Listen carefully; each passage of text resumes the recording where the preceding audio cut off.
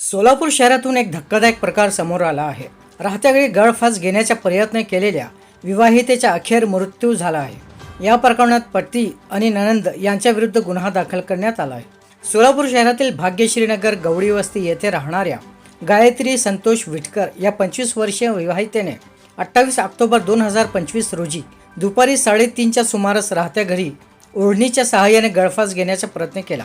नातलगाचा लक्षात आल्यानंतर तिला तत्काळ खाली उतरवून सोलापूर जिल्हा रुग्णालयात दाखल करण्यात आले. मात्र उपचार सुरू असतानाच नातलगाने कोणालाही न सांगता त्याला परस्पर रुग्णालयातून नेले. यानंतर गायत्रीला कणकी हॉस्पिटल आणि नंतर मेट्रो हॉस्पिटलमध्ये नेण्यात आले. डॉक्टरांनी पुढील उपचारासाठी घरी घेऊन जाण्यास सांगितले आणि पतीने तिला बेशुद्ध अवस्थेतच रात्री 9च्या सुमारास घरी आणले. दरम्यान गायत्रीच्या आईने पोलीस ठाण्यात तक्रार दाखल केली. पोलिसांच्या हस्तक्षेपानंतर बेशुद्ध अवस्थेत असलेल्या गायत्रीला शासकीय रुग्णालयात दाखल करण्यात आला, पण डॉक्टरांनी तपासणी करून तिला मृत घोषित केले. या प्रकरणी गायत्रीची आई सत्यभामा गोखले यांनी तक्रार दाखल केली असून पती संतोष विटकर आणि नणंद अंबिका गोटे यांच्या विरुद्ध सोलापूर MIDC पोलीस ठाण्यात गुन्हा नोंदवण्यात आला आहे.